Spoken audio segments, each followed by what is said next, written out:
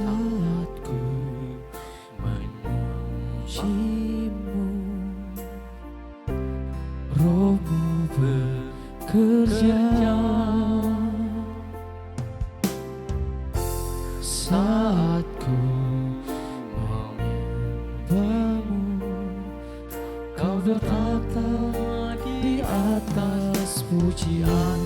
Ku angkat hatiku, ku pandang kekudusan-Mu. Saat ku sembah, ku puji-Mu, ku rasakan kehadiran-Mu Tuhan.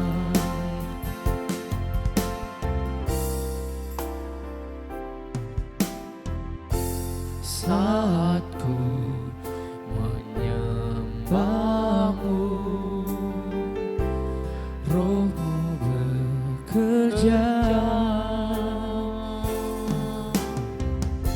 Saat ku memuji-Mu, Kau bertata di atas pujian. Ku angkat hatiku, ku pandang kekudusan-Mu.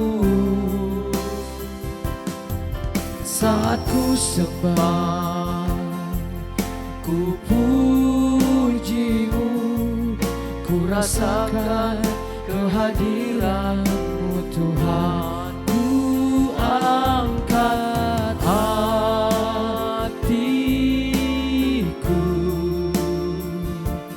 ku pandang kekudusan-Mu.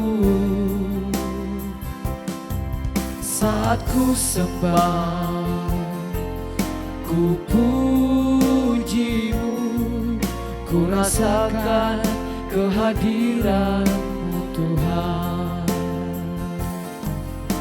Ku rasakan kehadiran-Mu Tuhan.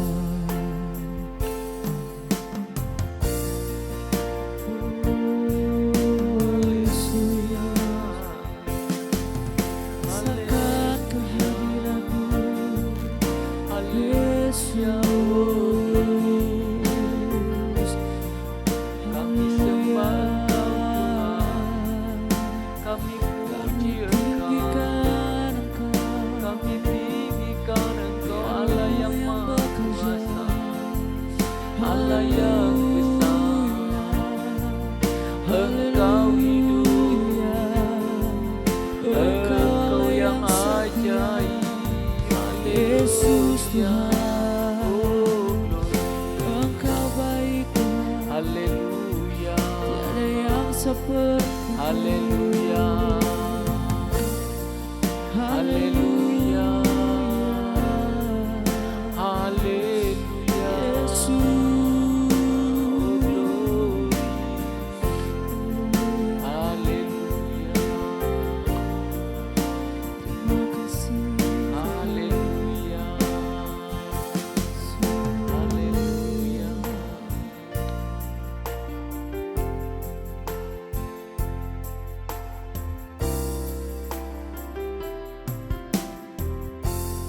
Saat ku menyembah-Mu, Roh-Mu bekerja. Saat ku memuji-Mu, Kau bertakhta di atas pujian. Ku angkat hatiku,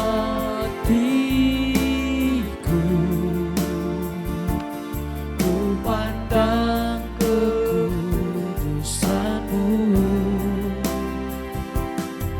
Saat ku sembah, ku puji-Mu, ku rasakan kehadiran-Mu Tuhan. Ku angkat hatiku,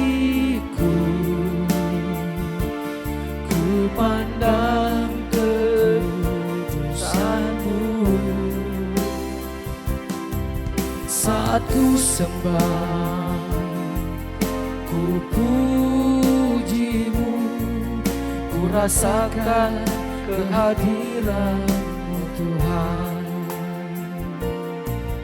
Ku rasakan kehadiran-Mu Tuhan. Puji Tuhan Bapak Ibu. Kalau pada siang hari ini kembali kita akan diperdengankan dengan firman Tuhan. Walaupun Bapak Ibu atau jemaat yang berada di rumah, tapi saya percaya kita semua akan mengikuti firman Tuhan yang akan disampaikan. Namun demikian, sebelum kita membaca dan merenungkan firman Tuhan, kita akan berdoa. Mari kita berdoa. Bapa di sorga, Bapa dalam nama Tuhan Yesus, kalau pada siang hari ini kami sangat bersyukur kepadamu Bapa, karena Engkau sangat baik dalam kehidupan kami. Walaupun di dalam ibadah kami, pertemuan-pertemuan ibadah kami untuk sementara ini ditiadakan, tetapi Engkau memberikan hikmat kepada kami, di mana kami melakukannya lewat online. Dan kami percaya dalam bentuk bagaimanapun ibadah itu, ketika kami bersungguh-sungguh kepadamu, ketika hati kami benar-benar bersungguh-sungguh kepadamu, kami terlalu percaya Engkau Roh Kudus akan bersama-sama dengan kami. Oleh sebab itu pada saat ini, sebelum kami mau membaca dan merenungkan firman-Mu, kiranya Engkau mau urapi kami semua, baik yang mendengar firman-Mu maupun hamba yang Engkau pakai sebagai alat untuk menyampaikan firman-Mu. Diurapi kami semua dan anugerahkan kepada kami semua roh hikmat pengertian, sehingga kami boleh mengerti firman-Mu dengan benar. Ketika kami mengerti dengan benar, kami akan melakukan firman-Mu dengan benar dalam kehidupan kami. Itu yang menjadi kerinduan kami. Itu yang menjadi kerinduan kami Bapa di sorga. Tanpa pengertian kami pasti tidak tahu apa yang harus kami lakukan untuk Engkau. Dengan kami mengerti firman-Mu, kami tahu bagaimana kami harus hidup dan bagaimana kami harus mempraktekkan firman-Mu dalam kehidupan kami sehari-hari. Terima kasih Bapa, kami percaya Engkau hadir bersama-sama dengan kami. Dan ini kami semua yang siap mendengar firman-Mu. Dalam nama Yesus kami sudah berdoa. Haleluya. Amin. Baiklah saudara-saudara yang kasih dalam Tuhan, mari kita akan baca di dalam Markus 14 ayat yang ke-66 sampai 72. Namun demikian saya undang, walaupun Bapak Ibu berada di rumah, saya undang berdiri dan kita akan baca bersama-sama. Sekali lagi Markus 14 ayatnya yang ke-66 sampai 72. 2-3. Pada waktu itu Petrus masih ada di bawah, di halaman. Lalu datanglah seorang hamba perempuan imam besar, dan ketika perempuan itu melihat Petrus sedang berdiam, ia menatap mukanya dan berkata, "Engkau juga selalu bersama-sama dengan Yesus, orang Nazaret itu." Tetapi ia menyangkalnya dan berkata, aku tidak tahu dan tidak mengerti apa yang engkau maksud." Lalu ia pergi ke serambi muka dan berkokoklah ayam. Ketika hamba perempuan itu melihat Petrus lagi, berkatalah ia pula kepada orang-orang yang ada di situ, "Orang ini adalah salah seorang dari mereka." Tetapi Petrus menyangkalnya pula. Tidak lama kemudian orang-orang yang ada di situ berkata juga kepada Petrus, "Engkau ini pasti salah seorang dari mereka, apalagi engkau seorang Galilea." Maka mulailah Petrus mengutuk dan bersumpah, "Aku tidak kenal orang yang kamu sebut-sebut ini." Dan pada saat itu berkokoklah ayam untuk kedua kalinya. Maka teringatlah Petrus bahwa Yesus telah berkata kepadanya, "Sebelum ayam berkokok 2 kali, engkau telah menyangkal aku 3 kali." Lalu menangislah ia terseduh-seduh. Demikianlah firman Tuhan dan silakan duduk. Kita telah membacakan firman Tuhan tadi, dan mari kita akan menelusuri bagaimana kenapa Petrus menyangkal Tuhan Yesus. Namun sebelumnya saya ingin kita melihat bagaimana Petrus ini menonjol di antara mereka ke-12 murid ini. Saya rasa kita semua setuju bahwa Petrus yang paling menonjol di ke-12 murid ini. Pertama kita melihat yang menonjolnya ada di dalam Matius 14 ayat 28-29. Matius 14 ayat 28-29. Saya akan bacakan. Lalu Petrus berseru dan menjawab dia, "Tuhan, apabila Engkau itu, suruhlah aku datang kepadamu berjalan di atas air." Kata Yesus, "Datanglah." Maka Petrus turun dari perahu dan berjalan di atas air mendapatkan Yesus. Itu pertama. Jadi bagaimana Petrus dengan imannya dia berjalan di atas air. Yang kedua, kita lihat percakapan antara Tuhan Yesus dengan murid-muridnya ketika Tuhan Yesus bertanya tentang dia, tentang tanggapan orang mengenai Tuhan Yesus. Kita lihat di dalam Matius 16 ayat 13 sampai 20. Matius 16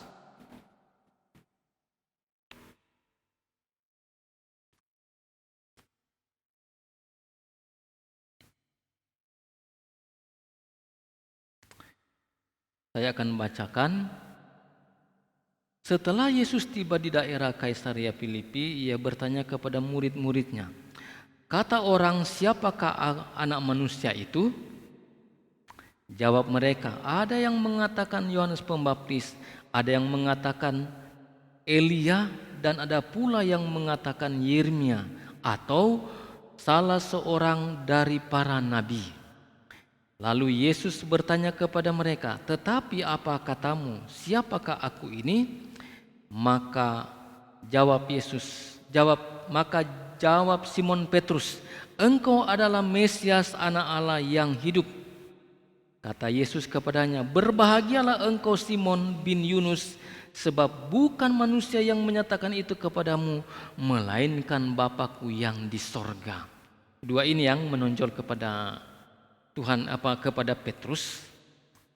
Kemudian di samping itu ada juga yang ketika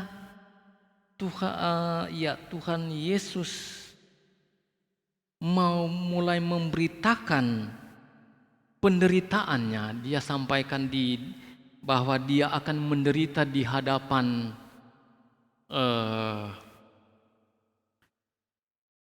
tua-tua, imam-imam kepala, ahli-ahli Taurat yang kita baca di dalam Matius 16. Saya baca, sejak waktu itu, jadi begini, setelah Tuhan Yesus bertanya kepada murid-muridnya, pertama dia tanya pendapat orang mengenai dia, dan yang lain mengatakan adalah bahwa dia Yohanes Pembaptis, ada yang mengatakan Elia, ada yang mengatakan Yeremia, bahkan yang lain mengatakan nabi yang akan datang. Kemudian bertanya kepada Tuhan Yesus, kepada murid-muridnya, dia tanya, "Apa katamu, siapa aku ini?"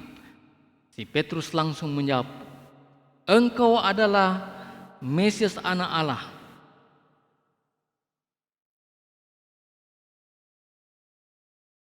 Sekali lagi, maka jawab Simon Petrus, "Engkau adalah Mesias, Anak Allah yang hidup." Jadi ini Petrus spontan saja menjawab bahwa Yesus adalah Anak Allah yang hidup.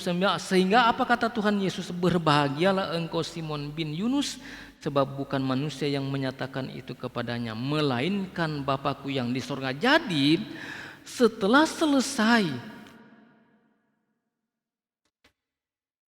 murid-muridnya atau Petrus mengatakan demikian, maka mulailah Yesus memberitakan tentang penderitaannya, yaitu saya bacakan di dalam Matius 16 ayat yang ke-21.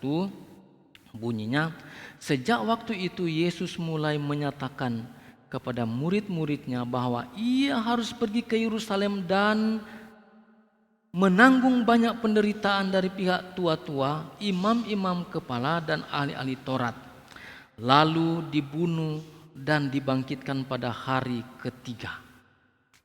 Ini. Dan apa tanggapan dari murid-muridnya? Teristimewa Petrus. Apa yang dilakukan?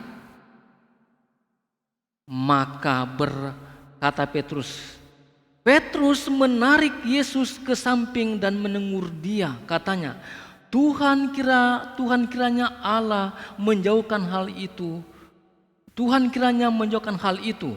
Hal itu sekali-sekali takkan menimpa engkau. Itu yang dijawab oleh Petrus kepada Tuhan Yesus. Apa yang terjadi? Tuhan Yesus menghardik dia, "Enyala engkau iblis, engkau menjadi batu sandungan bagiku." Padahal tadinya, sebelumnya Petrus sudah menunjukkan bagaimana pengakuannya terhadap Yesus, yaitu dialah Mesias, anak Allah yang hidup. Tetapi setelah itu dia dikatakan iblis oleh Tuhan Yesus. Dan kenapa nanti kita akan telusuri, saudara-saudara yang kasih dalam Tuhan. Jadi saudara-saudara yang kasih dalam Tuhan, setelah kita membicarakan tadi bagaimana menonjolnya Petrus, kita juga akan lihat di dalam Matius 26 ayatnya yang ke-30 mulai. Sesudah menyanyikan nyanyian pujian, pergilah Yesus dan murid-muridnya ke Bait Zaitun. Maka berkatalah Yesus kepada mereka, "Malam ini kamu semua akan tergoncang imanmu karena aku. Sebab ada tertulis, aku akan membunuh gembala dan kawanan domba itu akan tercerai-berai. Akan tetapi sesudah aku bangkit, aku akan mendahului kamu ke Galilea." 33. Petrus menjawabnya, "Biarpun mereka semua tergoncang imannya karena engkau, aku sekali-sekali tidak." Yesus berkata kepadanya, "Aku berkata kepadamu, sesungguhnya malam ini sebelum ayam berkokok, engkau telah menyangkal aku 3 kali." Kata Petrus kepadanya, "Sekalipun aku harus mati bersama-sama engkau, aku tidak akan menyangkal engkau."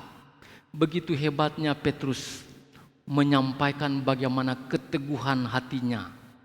Tetapi kita melihat selanjutnya, apakah betul seperti itu keteguhan hati dari Petrus? Ternyata setelah kita membaca tadi, ternyata dia menyangkal juga Tuhan Yesus. Sekarang mari kita telusuri kenapa kira-kira Petrus menyangkal Tuhan Yesus. Saya antar juga.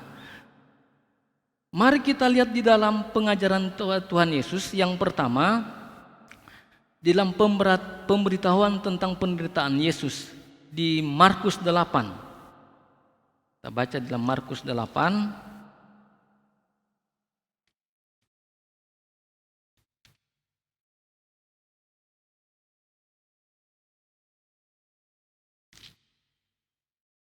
Mulai ayatnya yang ke-40 bunyinya demikian.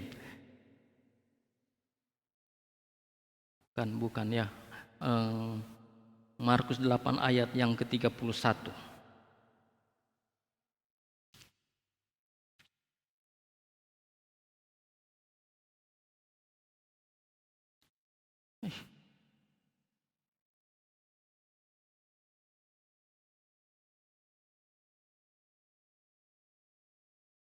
Hilang begitu kan.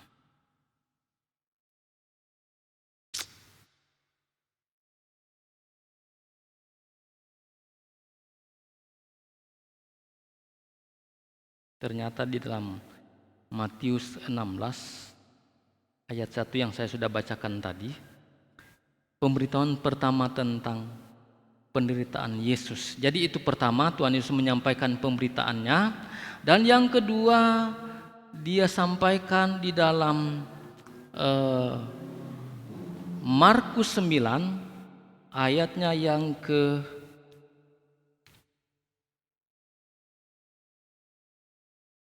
22 mulai.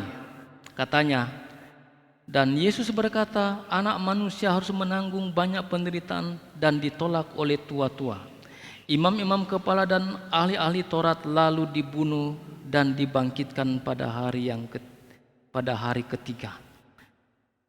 Katanya kepada mereka semua setiap sampai di situ. Kemudian kita lihat di dalam Markus 10 pemberitahuan tentang penderitaan Yesus.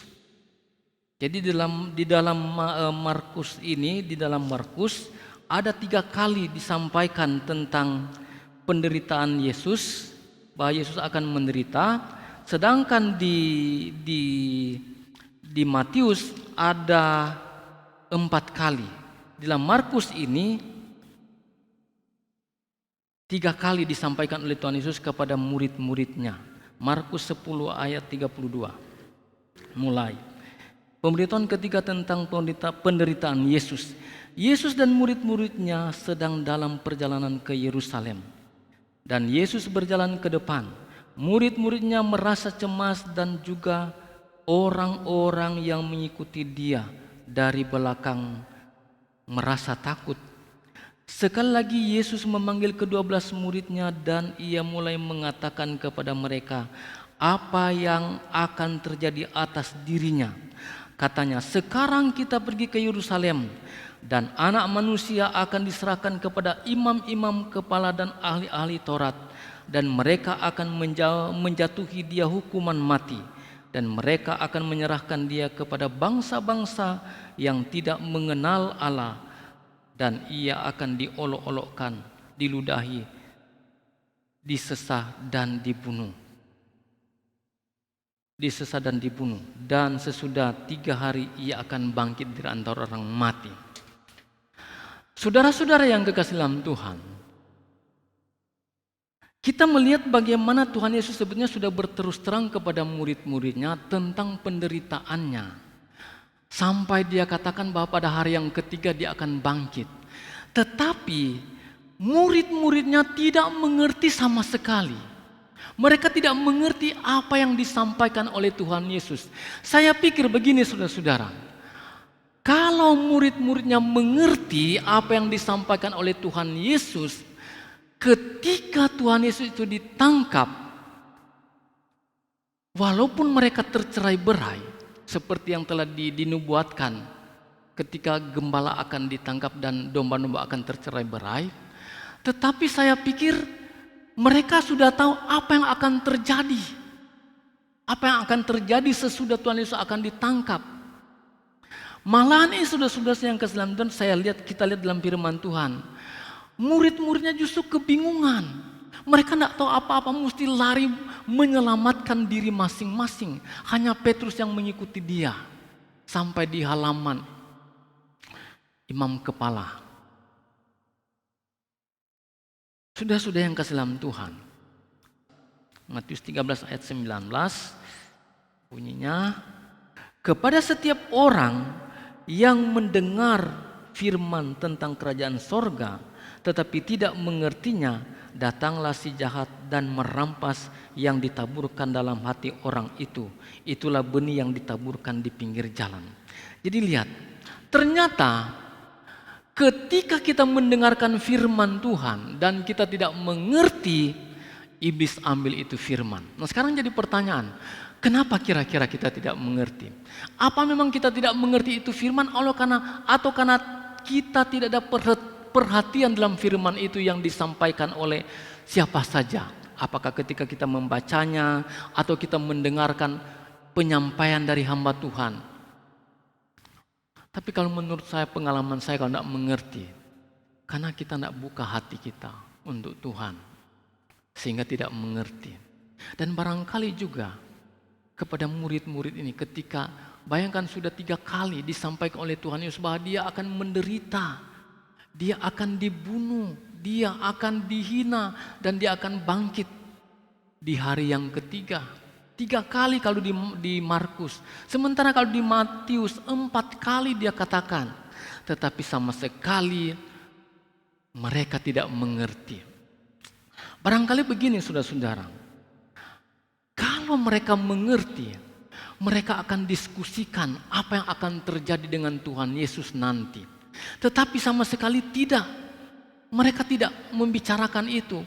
Sehingga ketika datang saatnya Tuhan Yesus itu ditangkap,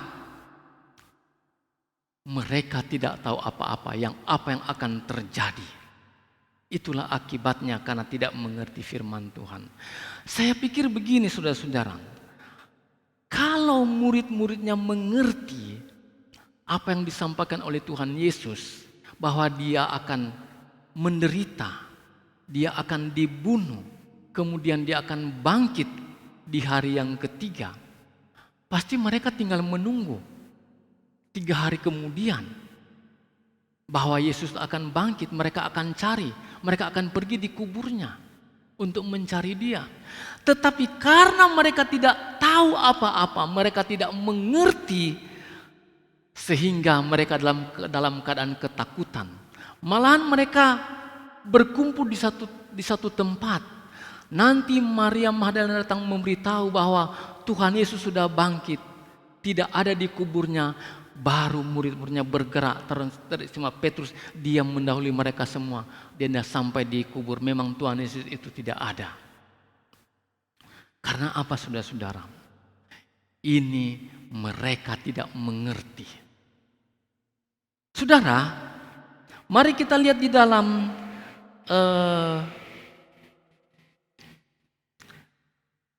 Matius 24, bagaimana kalau kita tidak mengerti apa yang akan terjadi.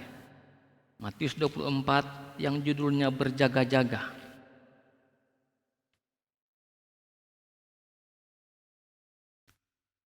Mulai ayat yang ke-37 saya baca. Sebab sebagaimana halnya pada zaman Nuh, demikian pula halnya kelak pada kedatangan Anak Manusia. Sebab sebagaimana mereka pada zaman sebelum air bah itu makan dan minum, kawin dan mengawinkan, sampai pada hari Nuh masuk ke dalam bahtera. Dan mereka tidak tahu akan sesuatu sebelum air bah itu datang dan melenyapkan mereka semua. Demikianlah pula halnya kelak pada kedatangan Anak Manusia. Jadi saudara-saudara yang kasih dalam Tuhan, ketika Tuhan Allah menyuruh Nuh membuat bahtera, di mana tujuannya Allah akan melenyapkan manusia waktu itu oleh karena dosa mereka. Tetapi hanya Nuh diperintahkannya membuat bahtera atau membuat bahtera agar mereka selamat, di mana mereka akan masuk di dalamnya. Dan benar saudara-saudara, ketika hari saatnya, ternyata yang masuk dalam bahtera itu Nuh dan istrinya serta ketiga anaknya dan anak mantunya. Malahan yang paling banyak masuk adalah binatang. Itu dikatakan oleh Tuhan Yesus, mereka tidak tahu apa-apa. Pada akhirnya air bah datang menimpa mereka. Mereka mati semua, kecuali 8 orang ini saudara-saudara. Dan binatang-binatang yang diisi, yang dimuat, atau yang dimasukkan, atau yang dikumpulkan masuk dalam bahtera. Selebihnya itu mati. Kemudian katanya Tuhan Yesus bilang di dalam ayat ini, karena firman ini Tuhan Yesus yang katakan, dia bilang, demikianlah pula halnya kelak pada kedatangan Anak Manusia. Jadi begini, orang yang tidak mengerti firman Tuhan, Tuhan Yesus bilang, bagaimana orang-orang pada waktu itu tidak tahu air bah datang menimpa mereka. Begitu juga ketika kedatangan Anak Manusia untuk kedua kalinya, mereka tidak tahu. Bayangkan saudara-saudara kalau mereka tidak tahu apa-apa tentang kedatangan Tuhan. Dan saya tahu kalau orang yang tidak tahu apa-apa tentang kedatangan Tuhan, berarti dia tidak pernah menyiapkan dirinya untuk menyambut kedatangan Tuhan yang kedua kali. Banyak orang Kristen seperti ini, saudara-saudara. Dia cuma ikut Tuhan, pergi beribadah, baca firman, tetapi tidak ada pengertian. Dan ini akibatnya. Kalau kita sebagai orang Kristen tidak mengerti, tidak tahu apa-apa tentang kedatangan Tuhan. Pasti kalau kita mengerti tentang kedatangan Tuhan, kita akan menyiapkan diri, kita bertekun. Dan kita cari tahu apa yang harus kita siapkan untuk menyambut kedatangan Tuhan kelak.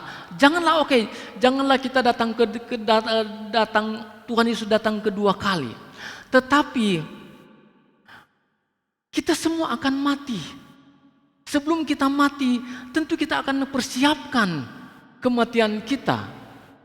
Bukan kematian kita, bukan kita mempersiapkan kematian itu kubur yang harus di mana kita dikuburkan, tetapi kita mempersiapkan supaya ketika Tuhan datang kita akan dibangkitkan seperti yang dikatakan di dalam 1 Tesalonika 4 ayat 16 sampai 17. 1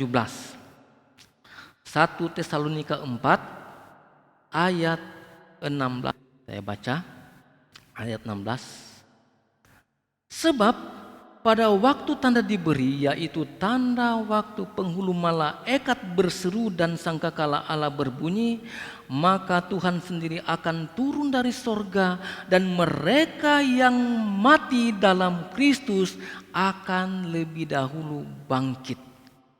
Sesudah itu kita yang hidup, yang masih tinggal, akan diangkat bersama-sama dengan mereka dalam awan menyongsong Tuhan di angkasa. Demikianlah kita akan selama-lamanya bersama-sama dengan Dia. Jadi begini, kalau orang Kristen mengerti tentang kedatangan Tuhan, ini yang harus dia persiapkan. Jadi begini,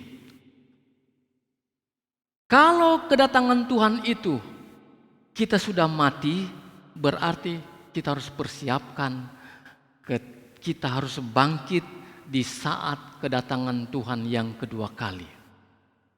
Kemudian, kedua yang kita harus persiapkan adalah kalau kedatangan Tuhan itu kita belum mati, berarti kita mesti persiapkan bahwa kita harus terangkat. Nah, sekarang pertanyaannya, bagaimana kita akan menyiapkan semuanya itu kalau kita sendiri tidak tahu apa-apa yang harus kita persiapkan di dalam diri kita? Ini saudara-saudara.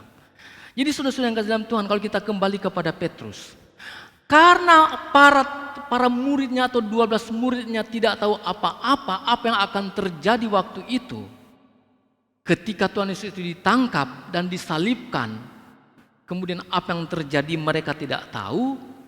Pada akhirnya saudara-saudara, mereka kacau balau, mereka hidup dalam ketakutan. Tapi sekali lagi saya mau katakan, kalau murid-muridnya waktu itu tahu dan mengerti apa yang akan terjadi, saya percaya mereka tidak akan ketakutan. Malahan mereka bergembira menantikan kebangkitan Tuhan Yesus pada hari yang ketiga. Demikian juga kita saudara-saudara. Dikala kita tidak tahu apa-apa tentang kedatangan Tuhan Yesus yang kedua kali, kita tidak akan mempersiapkan diri kita. Kita tidak akan mempersiapkan hati kita untuk hidup seperti Kristus yang seperti Kristus mau. Saya terus selalu datang kepada Roma 8 ayatnya yang ke-29, di mana kita harus menjadi segambar dan serupa dengan Kristus anaknya. Untuk menjadi segambar dan serupa dengan Tuhan Yesus itu terus terang ada perjuangan untuk memiliki segambar dan serupa dengan Yesus.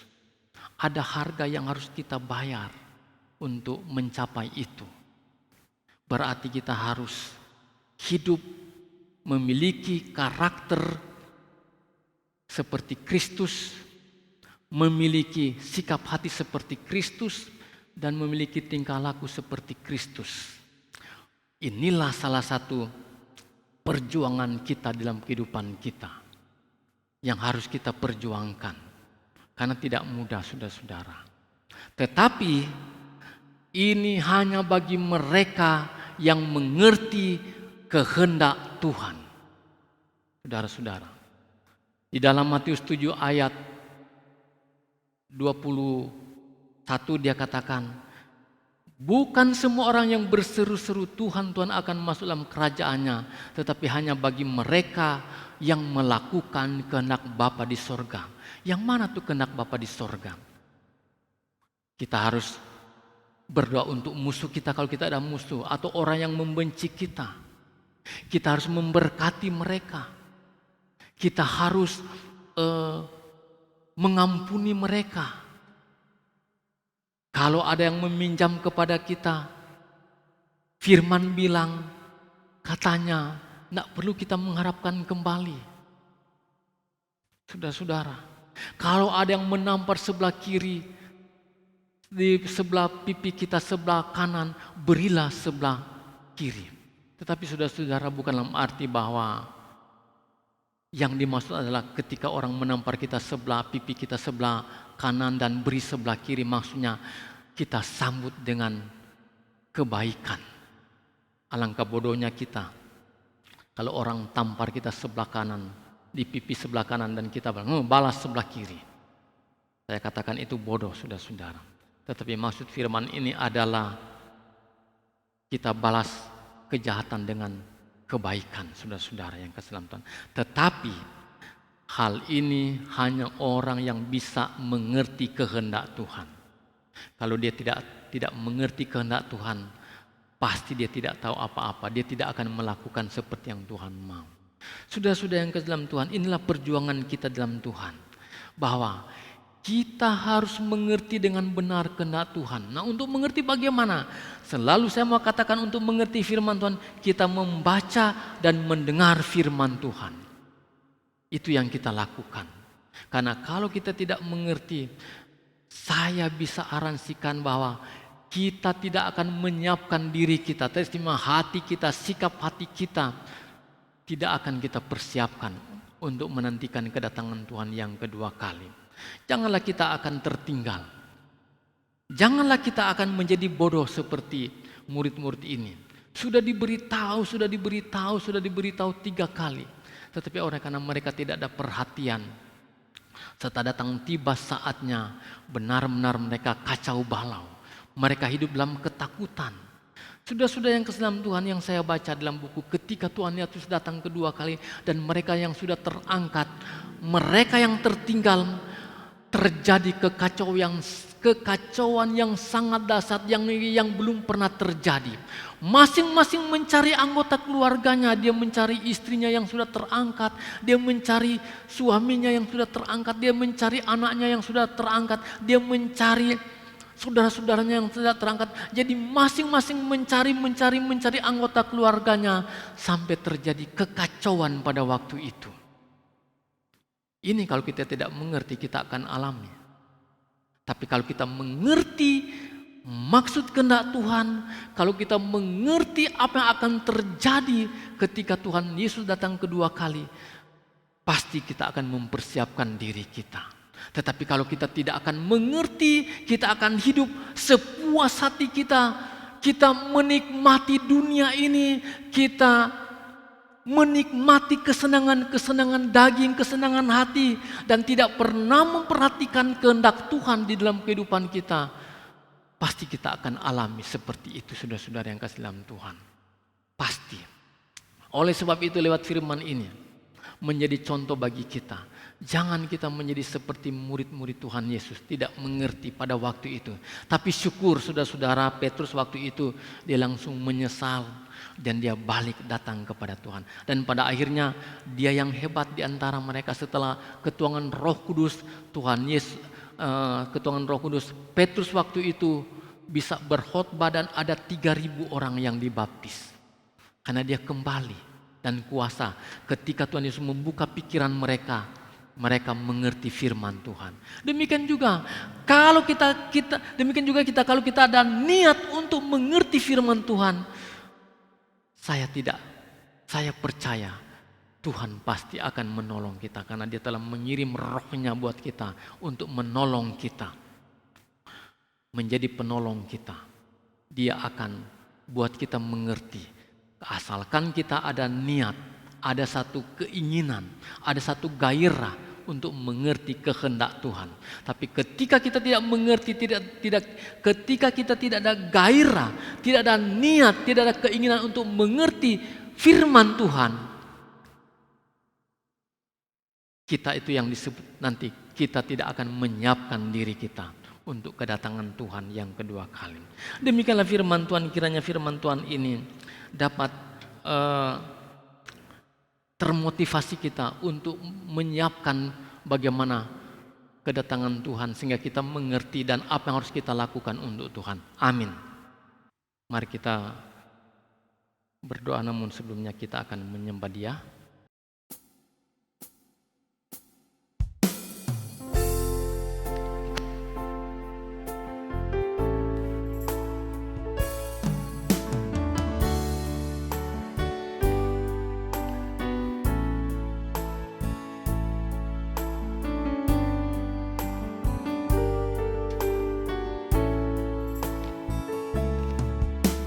Besar anugerah-Mu, Melimpah kasih-Mu, semakin hari semakin bertambah besar anugerah-Mu. Kita mulai dari awal.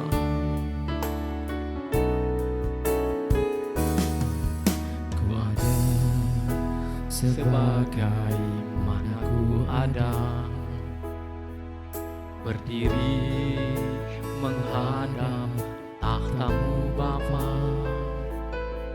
semua karena anugerah-Mu yang telah selamatkanku. Ku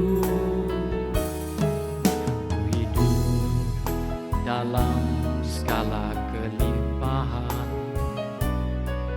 ku layak untuk melayani Tuhan. Semua karena anugerah-Mu tercurah bagiku. Besar anugerah-Mu,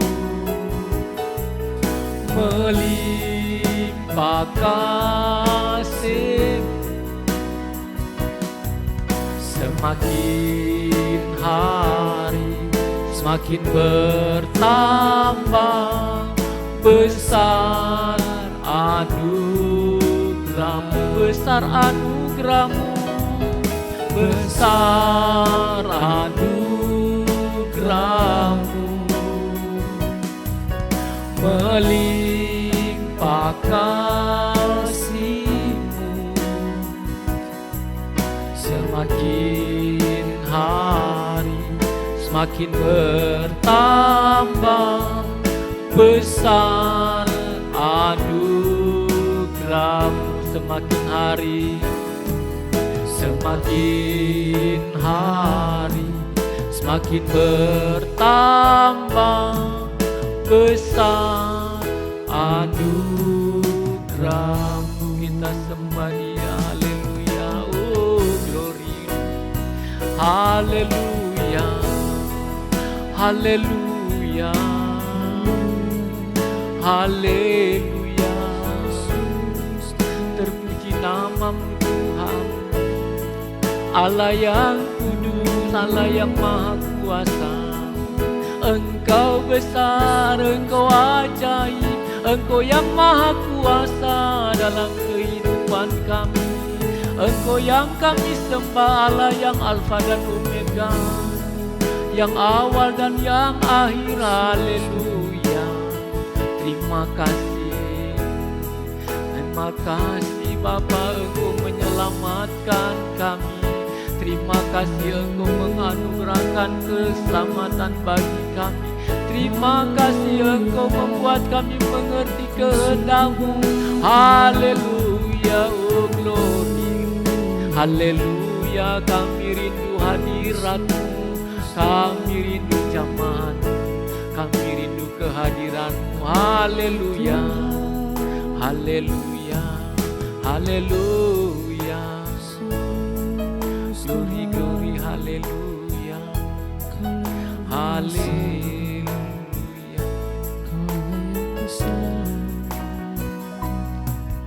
Besar anugerah-Mu,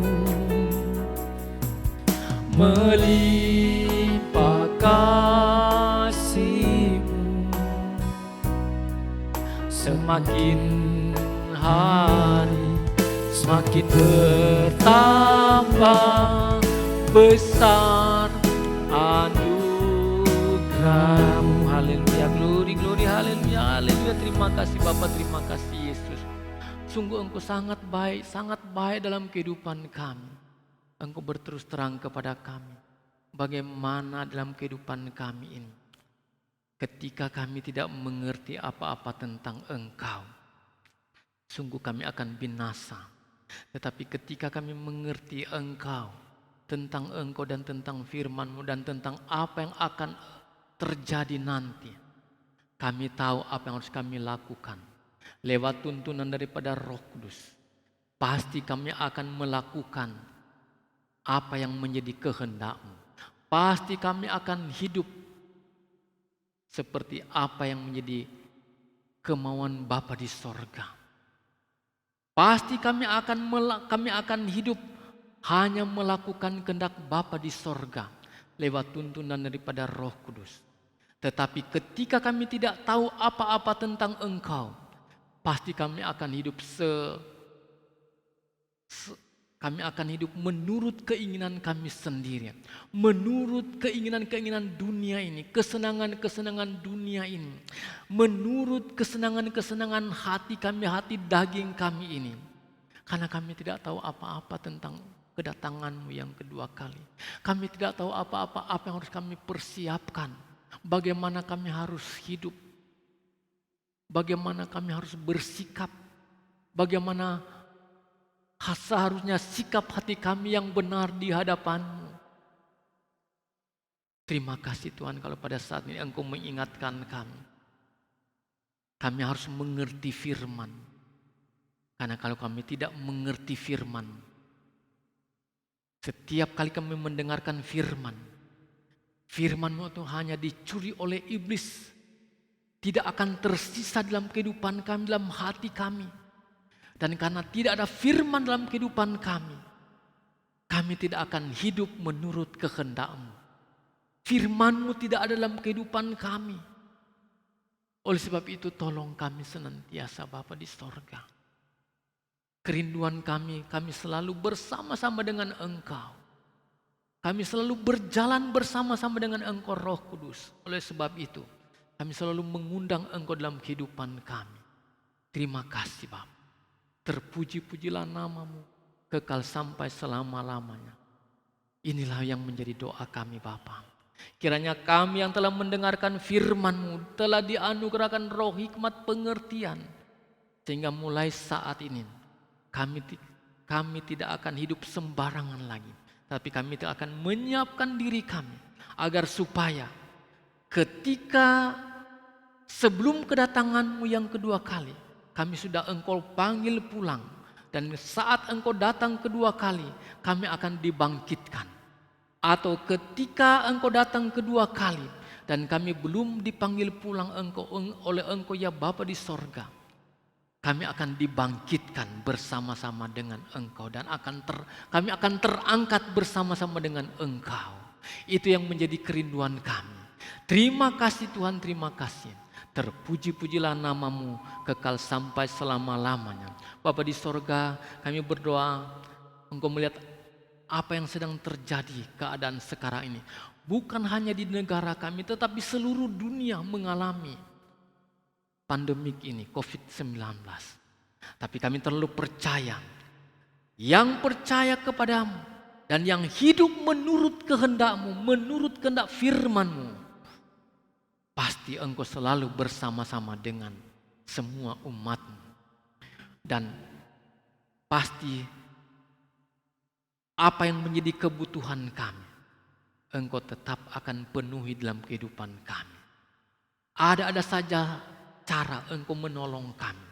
Dengan berbagai macam cara Engkau pasti akan menolong kami. Oleh sebab itu kami tidak khawatir, karena kami selalu bersama-sama dengan Engkau. Biarlah keyakinan ini kami pegang teguh, dan kami percaya Engkau selalu bersama-sama dengan kami. Itulah yang menjadi keyakinan kami. Terima kasih Tuhan, terima kasih. Terpuji-pujilah Engkau Bapa kekal sampai selama-lamanya. Dalam nama Yesus kami sudah berdoa. Haleluya, haleluya, amin. Bapak Ibu, kita akan tutup ibadah kami, ibadah kita pada yang hari ini dengan lagu Kunaikan Syukur Padamu. Kunaikan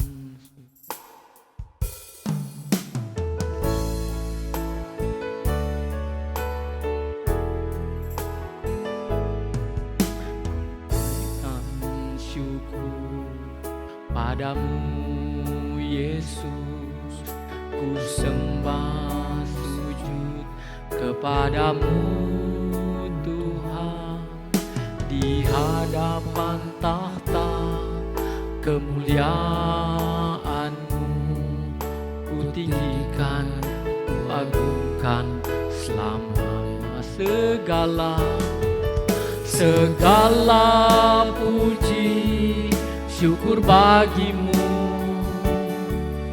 ku tinggikan nama-Mu selalu. Kemuliaan hanya bagimu, terpujilah nama-Mu segala puji syukur bagimu, ku tinggikan nama-Mu selalu.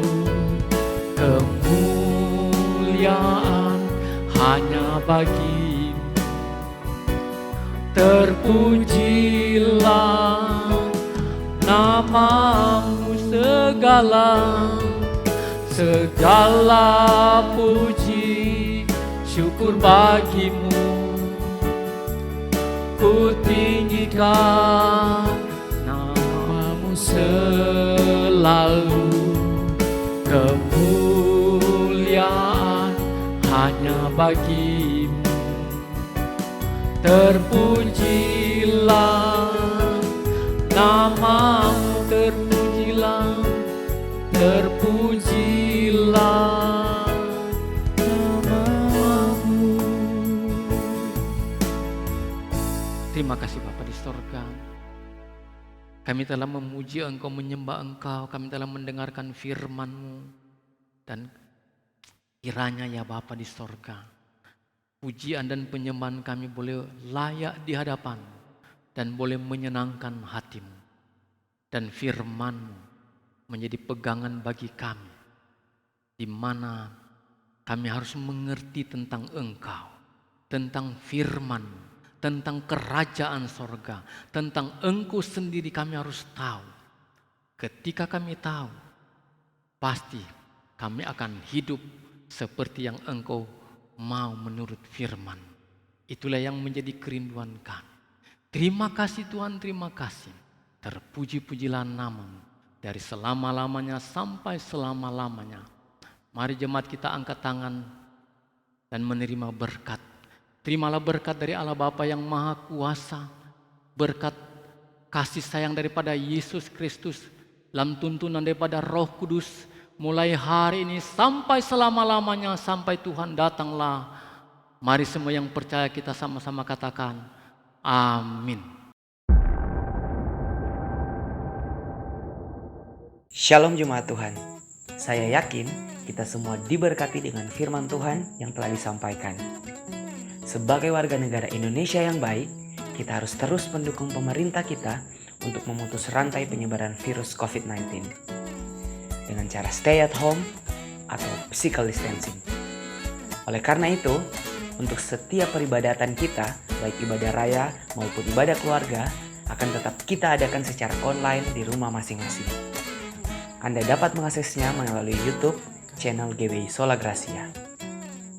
Tentunya di jam-jam ibadah kita, jam 9 pagi untuk ibadah raya, dan jam 7 malam untuk ibadah keluarga. Jemaat Tuhan, ikutilah ibadah dengan sungguh-sungguh dengan mempersiapkan hati, berpakaian yang rapi, dan ajak keluarga kita untuk beribadah bersama-sama. Mari kita menyanyi dan menyembah seperti pada ibadah raya biasanya. Kita ikuti ibadah mulai dari awal sampai akhir dan mendengarkan firman Tuhan dengan baik. Marilah kita fokus untuk beribadah dengan tidak rebahan atau melakukan aktivitas lainnya. Sekian penyampaian hari ini. Tuhan Yesus memberkati. God bless you.